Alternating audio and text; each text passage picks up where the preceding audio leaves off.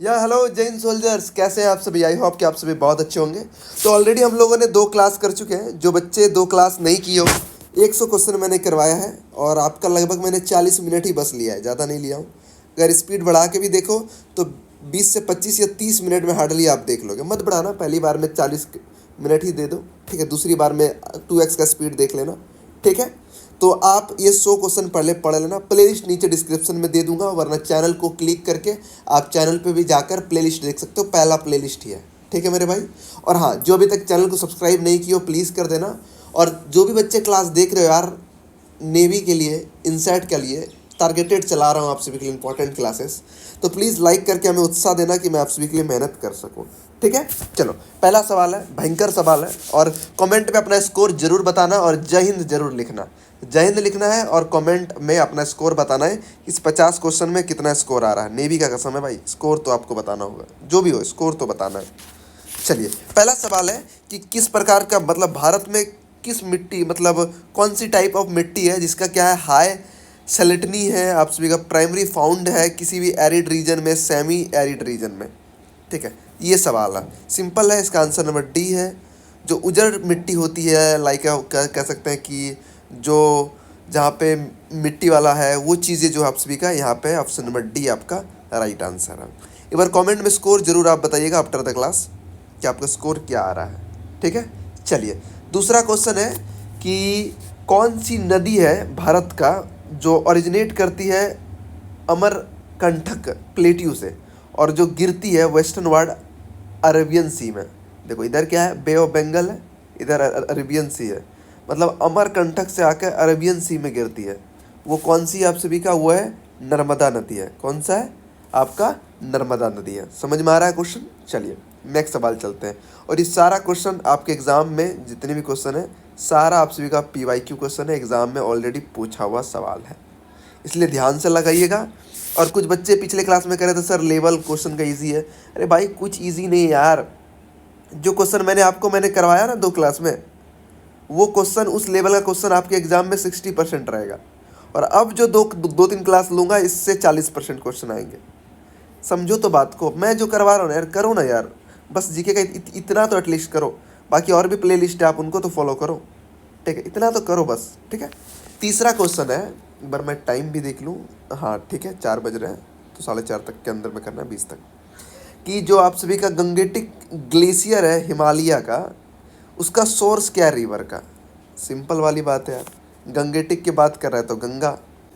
Next question देखते हैं, question number 4। Question number 4 कह रहा है कि कौन सा, मतलब भारत का बंदरगाह है, मतलब इंडियन पोर्ट है, जो सिर्फ और मेजर पोर्ट आता है, जो लोकेटेड कहाँ पे आप सभी का, मतलब वो कोस्टल लाइन, मतलब जो आप सभी का कोस्टल लाइन वाला एरिया है, जो वहाँ पे स्थिर नहीं है। ये एक है मुकाम पे आप सभी का जो है, मुहाने पे, वहाँ पे स्थिर है। वो आप सभी का कौन सा पोर्ट है, वो आप सभी का कोलकाता पोर्ट है। कौन सा पोर्ट है, कोलकाता पोर्ट है। इसके बाद देखते हैं कि कौन सा भारतीय डांस है आप सभी का जो इंट्रीगेट रैमिंग है सिस्टम के साथ है और बैलेंस करता है आप सभी का लत्सिया तंधावा, लत्सिया तंधावा इलेमेंट, ठीक है। क्वेश्चन लग रहा होगा कि सर हार्ड है। थोड़ा सा मैंने लेवल अप कर दिया है, ठीक है, धीरे धीरे बढ़ा रहा हूँ लेवल अब मैंने थोड़ा अप किया है, कुछ ही क्वेश्चन में लेवल अप किया है, ठीक है। डरना नहीं बनेगा, डरना नहीं, क्वेश्चन लेवल है, मुझे पता है, ठीक है। आप लोग पढ़ोगे यार, कथक कहाँ का, उत्तर प्रदेश का, ये कहाँ से सर, रैमिंग्स की बात है। VVI क्वेश्चन याद रखना। अब नेवी एग्ज़ाम इस तरह का पूछ रही है सवाल। ये क्वेश्चन नेवी पिछले साल से इंट्रोड्यूस की हुई है, इतना हाई लेवल नहीं जाता था। और ये अभी जो रिसेंटली नेवी का एग्ज़ाम हुआ, इसमें सारे शिफ्ट में ऐसा क्वेश्चन था, बढ़िया लेवल का। अब बता दीजिए आप हमें कि भाई साहब कोई धर्म ग्रंथ, जो भाई साहब प्राइमरी स्क्रिप्चर ऑफ है लिंग्यातिक सेक्ट का, मतलब क्या था, टोटल 64 स्कूल ऑफ थॉट थे, जिसको हम लोग सेक्ट बोलते हैं। सेक्ट बोला जाए अलग अलग धर्म, जैसे बुद्धिज़्म है वो एक सेक्ट है, ठीक है, जैनिज़्म है वो एक सेक्ट है, तो 2 सेक्ट हो गया। इसी तरह करके उसमें 64 हुआ करता था सेक्ट, उसमें से पूछ रहा है लिंग्यातिक सेक्ट आप सभी कौन सा है, वो सा ऑप्शन नंबर ए है, वचन। कौन सा, आप सभी का वचन है, ठीक है। चलिए नेक्स्ट सवाल है आप सभी का कि जो डंडी मार्च सत्याग्रह है जो आज़ादी के टाइम में हुआ था, वो किसके द्वारा लीड किया गया था? सबको पता है, महात्मा गांधी। कब हुआ था दांडी मार्च? 1930 में आप सभी का दांडी मार्च हुआ था।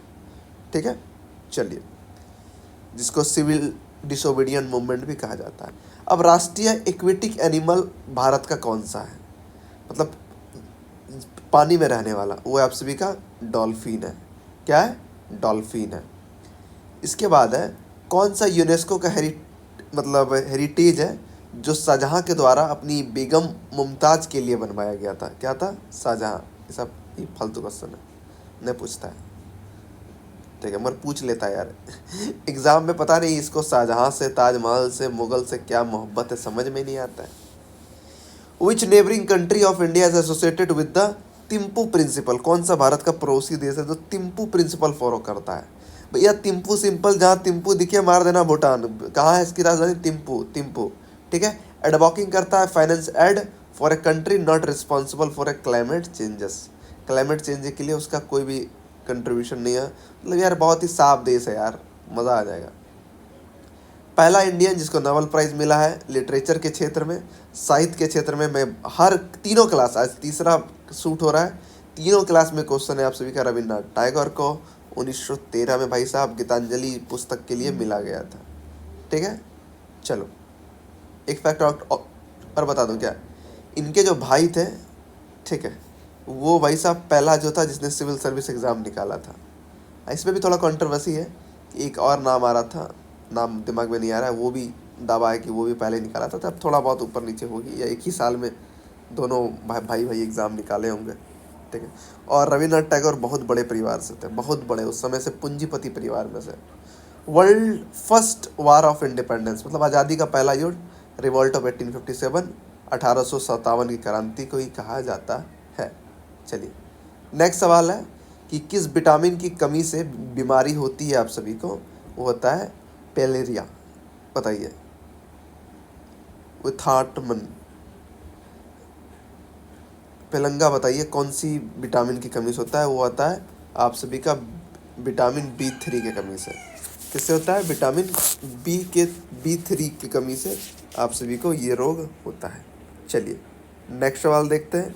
नेक्स्ट सवाल है कि भारत का जो डिफेंस रिसर्च ऑर्गेनाइजेशन है, ठीक है, सिंपल कह रहा है, जो भारत का डिफेंस का रिसर्च करता है जो संस्था है, डेवलपिंग न्यूक्लियर वेपन को लेकर डेवलपिंग का रिस्पॉन्सिबिलिटी किसको दिया गया है? DRDO को दिया है, defence research and development organisation, DRDO।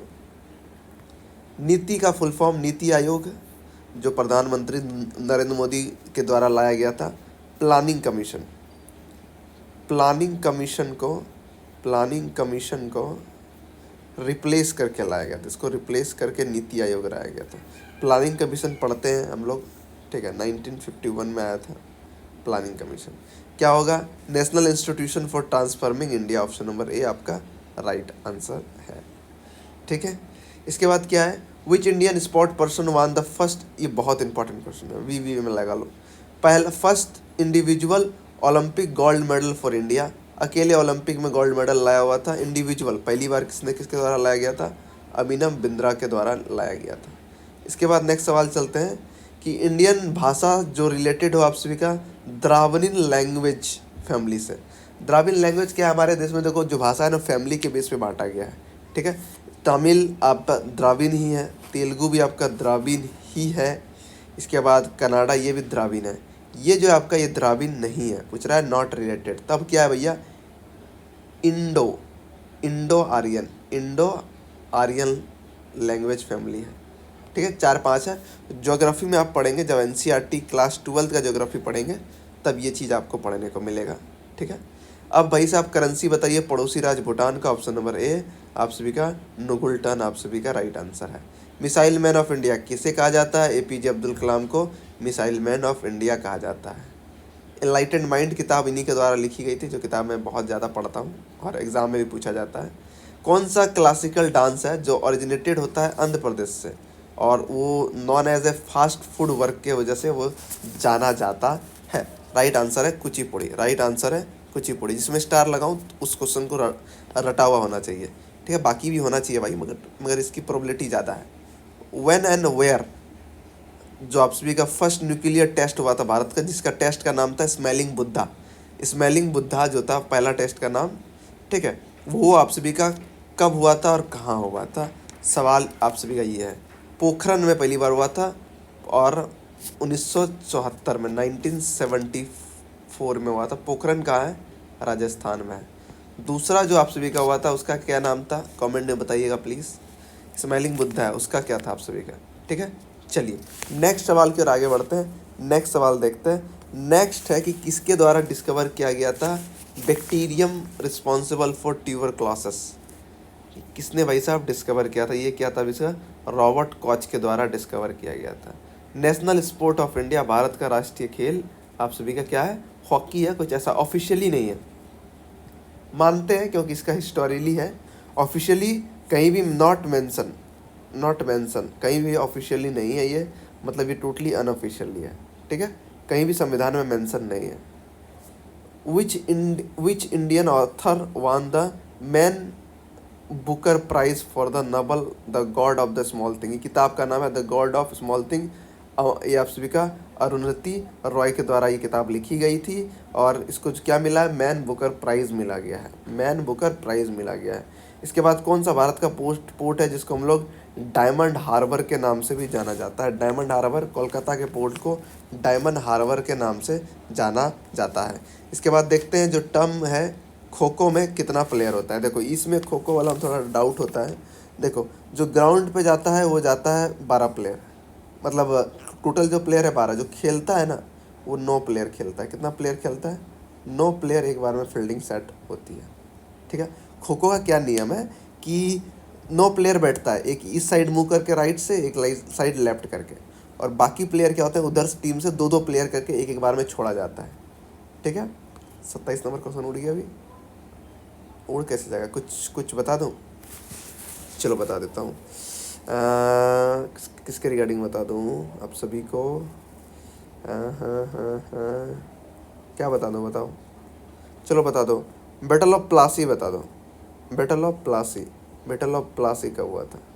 और बैटल ऑफ बक्सर बता दो। 2 क्वेश्चन दिए हैं, बक्सर और प्लासी। देखो पहला चीज़ जान लो, बैटल ऑफ प्लासी सीख लेते हैं। प्लासी मतलब क्या हो भाई साहब? पी से प्यार, पी से क्या होता है? प्यार होता है मेरे भाई को, और बी से फिर ब्रेकअप हो जाता है, दिल टूट जाता है, ब्रेक अप। तो पहले प्यार होगा, तो प्यार कब हुआ? 1700, ठीक है, 1764।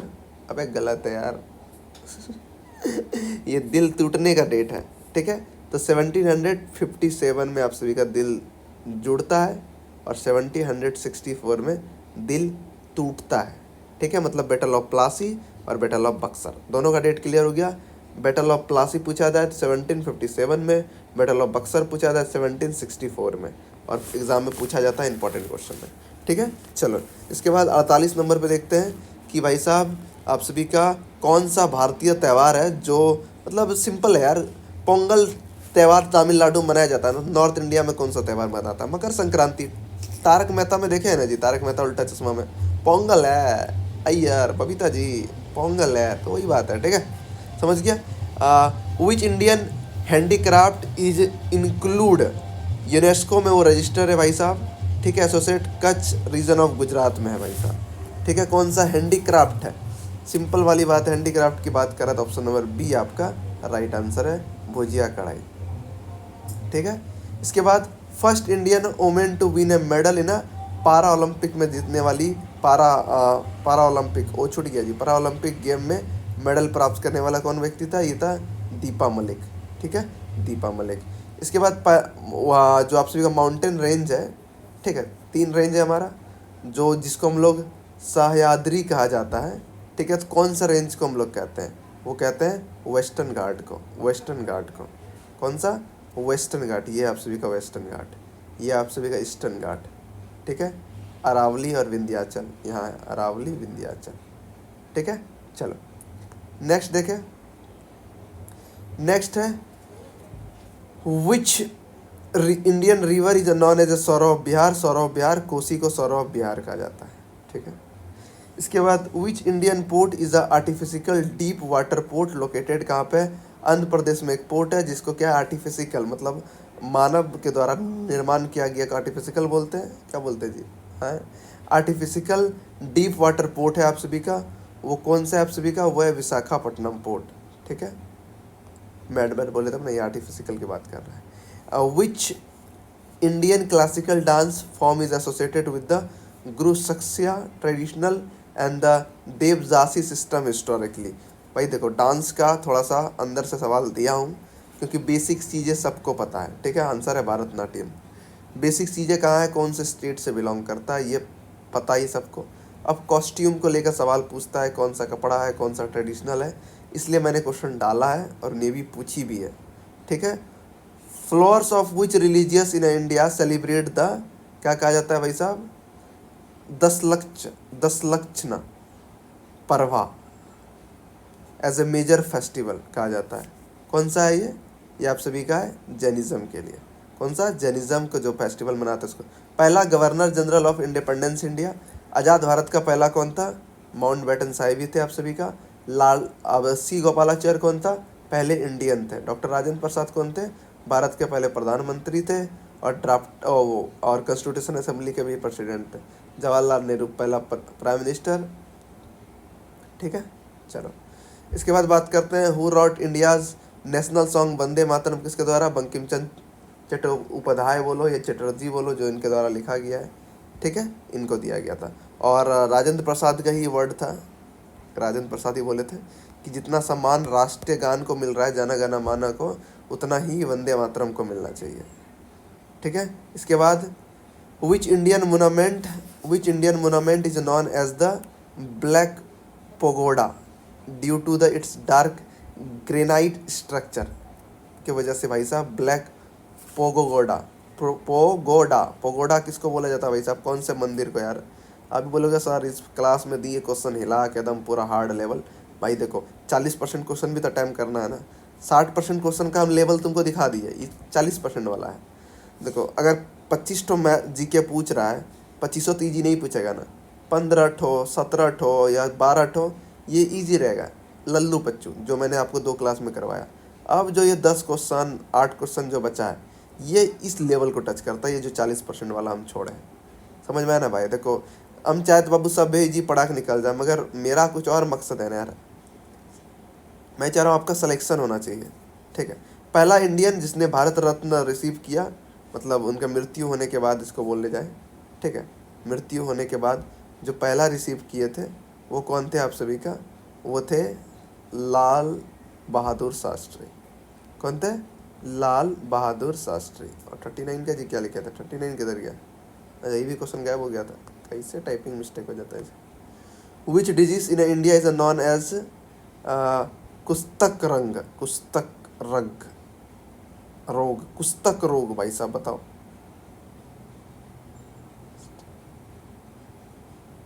बताइए इसका आंसर। अच्छा क्वेश्चन है आप सभी के लिए, ठीक है। ये आप सभी का लिप्सरोस, हिंदी में तो ये सेम मिल गया यार, इंग्लिश में तो नहीं मैच हुआ, देखो हो जाता है। Which Indian defence exercise is conducted biennially with the US to enhance maritime cooperation. Maritime cooperation किसके साथ? यूएस के साथ। डिफेंस के रिगार्डिंग क्वेश्चन है जो करंट इशू को लेकर है, इससे भी सवाल कभी कभी आ जाते हैं, वो आप सभी का मालामार। ज़्यादा समझ में नहीं आए तो रट लो, बात ख़त्म। उतना समझाने का तो वक्त तो है नहीं कि एक क्वेश्चन को डीपली जाए, ठीक है। इंडियन भाषा जो ग्रांटेड हो क्लासिकल लैंग्वेज स्टेटस 2014 में दिया गया, वो कौन सी भाषा था? वो था भी का उड़िया, ठीक है। इसलिए ना मैं क्वेश्चन इंग्लिश में पढ़ रहा हूँ ना हिंदी में, मैं इंग्लिश में पढ़ रहा हूँ क्योंकि समय आपका बचाना है, कम टाइम में हमको सब कुछ देना है, ठीक है। कैपिटल पूछा जा रहा है लक्षद्वीप का। लक्षद्वीप का कैपिटल क्या है? सबको पता है आप सभी का, कवरावती आप सभी का राइट आंसर है लक्षद्वीप का, ठीक है। चलिए नेक्स्ट सवाल है फेमस इंडिया पर्सनैलिटी का नाम बताइए जिसका एक फेमस थ्योरी है आप सभी का, theory of relativity. Theory of relativity कौन दिया था भाई साहब? 2 आंसर मारोगे, इसमें या इसमें। आपका कमेंट में मैंने छोड़ दिया, आप बता देना आंसर। इस पे जिसको मारना है ये कमेंट में आंसर मुझे चाहिए, कमेंट में आंसर चाहिए 45 नंबर का, ठीक है। Which Indian sport person won the first chess world champion title for India. किसने भाई साहब जीता था? Only one greatest person. कौन थे आप सभी का? वो थे विश्वनाथ आनंद, जो आजकल भी बहुत चर्चे में है। विच इंडियन सिंबल जो 1950 में अडॉप्ट किया गया था, ठीक है, 1950 में कौन सा किया गया था आप सभी का? नेशनल एंथम बोला जाए। ये सब भी 50 के आस पास ही किया था, ठीक है। बस थोड़ा सा इस क्वेश्चन को देख लेना, ठीक है, क्योंकि बाकी सब भी 50 को ही कर रहा होगा, ठीक है। एक बार क्वेश्चन को देख लेना। 47 नंबर क्वेश्चन थोड़ा मिस्टेक है। 48 नंबर सवाल देखते हैं। ऑथर का नाम बताइए जिसने मिड नाइट चाइल्ड नॉवल लिखा गया है और वन बुकर प्राइज से संबोधित भी है, ठीक है। वो कौन है आप सभी का? अरुंधति रॉय आप सभी का है। बहुत अच्छी राइटर है ये। इसके बाद है कौन सा वार है जिससे India lead the significant of the instrument of associations integrating the Hyderabad into India. देखो हैदराबाद था, हैदराबाद जूनागढ़ ये सब जो एरिया था बड़ा राड़ एरिया था। यहाँ क्या दिक्कत हुआ? ये लोग भारत के साथ इंडिया के साथ जुड़ने के लिए तैयार ही नहीं है। ये कह रहे हैं हम इंडिपेंडेंस अपना देश बनाएंगे। और अंग्रेज जितना चुट्टा था उस साला भारत को तोड़ने का सारा प्लान कर लिया था। उन लोगों को 3 ऑप्शन दिया, बोला कि भैया इंडिया के साथ मिल जाओ, या पाकिस्तान के साथ मिल जाओ, या अपना खुद का देश बना लो। क्या मतलब है बे? तुम भारत के अंग हो, निकलो। अब इनका नाटकबाजी हो गया। फिर वहाँ पे एक ऑपरेशन चलाया गया था। उसी ऑपरेशन का नाम पूछा जा रहा है, क्या है? ऑपरेशन पोलो चलाया गया था।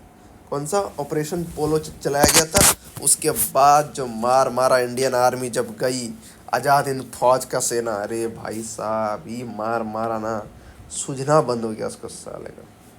इसरो का फुल फॉर्म क्या था? Indian space research organisation. Option number A आपका राइट आंसर। इसी के साथ ये सवाल हम यही 50 तक ख़त्म करेंगे। टोटल 150 क्वेश्चन का क्लास आप सभी का हो चुका है, ठीक है। और क्या करना, 150 क्वेश्चन जो आप सभी का है, एक बार मैं थोड़ा सा इसको बड़ा करना चाहूँगा, थोड़ा आपको समझाने में काम आएगा। 150 क्वेश्चन जो मैंने करवाया, एक बार आप क्या करना, ये 150 क्वेश्चन को, 150 क्वेश्चन को, इसको आप रिवाइज कर लेना। इसको आप रिवाइज कर लेना, ठीक है। एटलीस्ट 2 बार रिवाइज करके आना मेरे भाई, ठीक है। 2 बार रिवाइज करके आना। और अभी आप सभी का एग्ज़ाम आज 28 तारीख हो गया, 29, 30 2 दिन आपके पास टाइम है। कुछ बच्चों के पास 3 दिन होगा, किसी के पास 4 दिन होगा, ठीक है। उनके अकॉर्डिंग कुछ भी चीज़ें होगी तो आप हमें इंस्टा पर फ़ोन कीजिए, मैसेज कीजिए, मैं आपको रिप्लाई करने का कोशिश करूँगा मदद। और मेरा कोशिश रहेगा कि आप सभी को 300 क्वेश्चन मैं करवा दूँ और 300 क्वेश्चन का एक बार और क्लास भी ले लूँ, ठीक है। एक कंबाइंड करके सारे क्वेश्चन कंबाइंड करके क्लास ले लूँ। 300 नहीं 500 क्वेश्चन का क्लास ले लूँगा, ठीक है। इससे क्या होगा कि आपका रिवीजन अच्छा हो जाएगा। क्वेश्चन 1-2 बार देख लोगे ना, ज़्यादा समझ में आएगा, ज़्यादा याद होगा, ठीक है। चलिए, आई होप कि आप सारी चीज़ों को समझ चुके होंगे। चलिए इन्हीं के साथ आज के क्लास को हम समाप्त करते हैं। अगर पसंद आए तो प्लीज़ लाइक जरूर कीजिएगा, चैनल को सब्सक्राइब करना मत भूलना। मिलते हैं नेक्स्ट क्लास में, तब तक के लिए जय हिंद।